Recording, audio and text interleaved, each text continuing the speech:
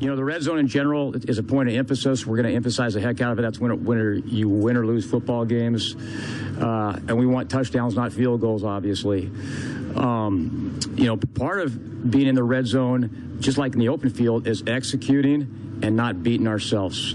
It seems like last year we had, whether it was a penalty, turnovers, inopportune times, that has nothing to do with our opponent. That's us. Talking red zone, as we've been talking red zone the last couple days, that's Matt Lubick. Getting stuff done. Don't shoot yourself in the foot and all the toes and all that stuff. Just don't get penalties. Don't push yourself outside of the red zone. Remember a couple times last year when Nebraska got to the red zone and then penalized themselves outside the red zone. So it's important not to make mistakes down there, as always. Last week, World Herald put out 7 walk-ons to watch. The first one is one of the best names, I think, in the history of Nebraska, and that's Chancellor Brewington, the wide receiver from Northern Arizona. He looks the part. He definitely does. Hasn't played in a while because of injuries. 6'3", 195. Not only did he miss time because of injuries, but they didn't play like they were supposed to play during the fall, too, so he hasn't played for a while. The defensive end, Colton Feist, who I remember the first time. I agree. The first time he took a picture next to Scott Frost, I went, that's a big guy. Out of UTAN. Matt Masker, they have on here. They say, likely Nebraska's emergency number 3 quarterback because of his experience in the system. A guy that gets talked about a lot and should be on scholarship soon, Newelly, the Colorado State offensive lineman transfer. They have him down. And Greg Austin's mentioned him at 3 different positions, so he needs to get a scholarship. And then the 3 walk-on wide receivers that they mentioned. They say Nebraska's commitment to having better specialists, walk-on kickers, I'm sorry. Scott Frost has mentioned a few times in the last 9 months signing one of these guys was important. Iowa Western's Josh Jasick, Morningside's Brendan Franke, and Ord's Kellen Meyer.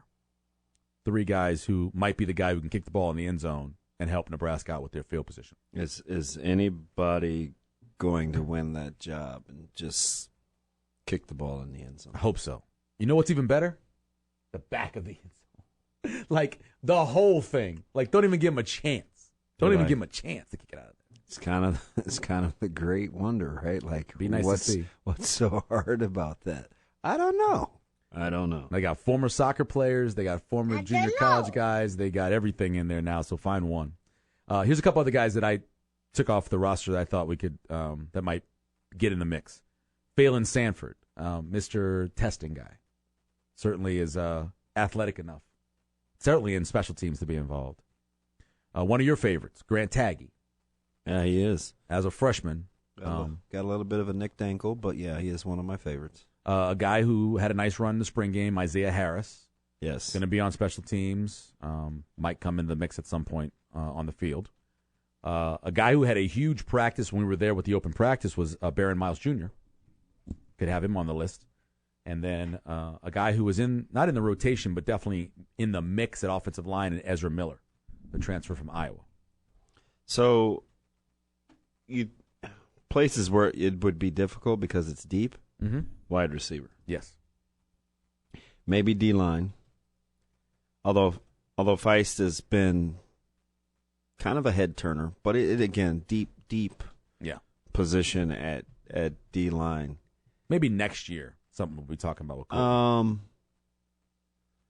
don't know about any of those guys, to be honest. Special teams, I think Sanford on special teams. Yeah, for sure. Isaiah Harris will be on some special teams. I'm assuming Taggy would be. Baron Miles would be the question because he certainly Taggy could have put himself in position to play, especially situationally. Mm-hmm. Because he's kind of a jack of all trades. He can play inside or outside. He's one of their better natural pass rushers.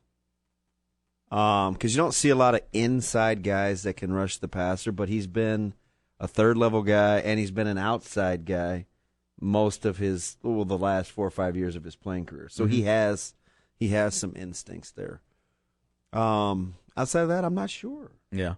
That's a good thing, as I've talked about.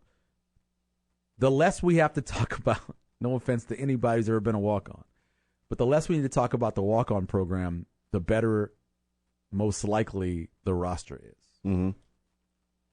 Again, no offense to anybody. No offense taken. No offense to anybody. No offense taken. I don't think. But hey, guess what? If you're really good and you're a scholarship guy, you should be playing. Okay? I'm good with that. It's basically what Michael Severe is telling you. You should be playing and ahead of the other guy who doesn't have a scholarship.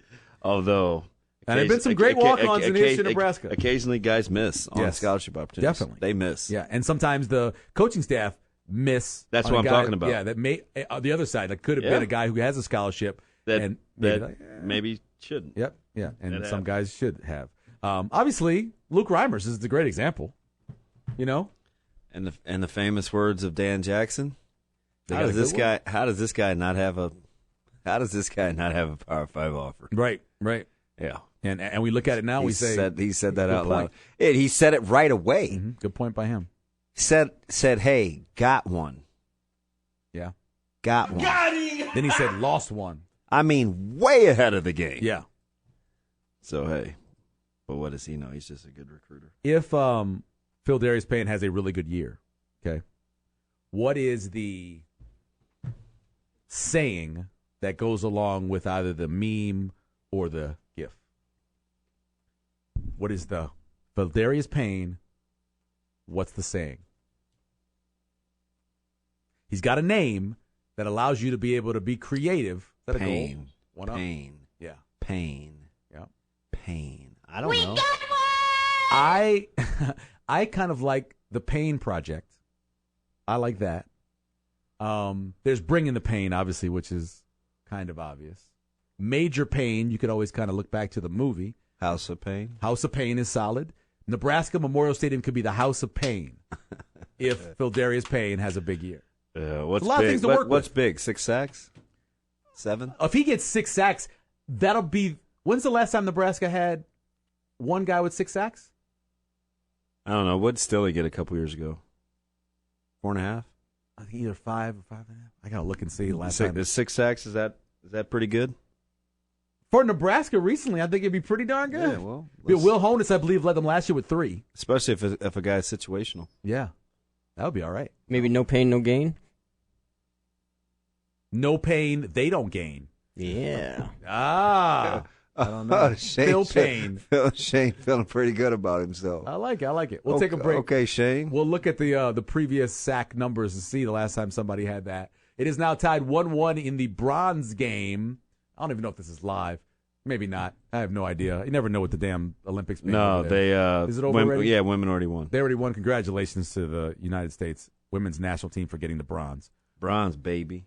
A man who would never get a bronze, baby. A guy, he may be bronze because he's out there getting a suntan, but would never get the bronze. This is a gold medal winning reporter.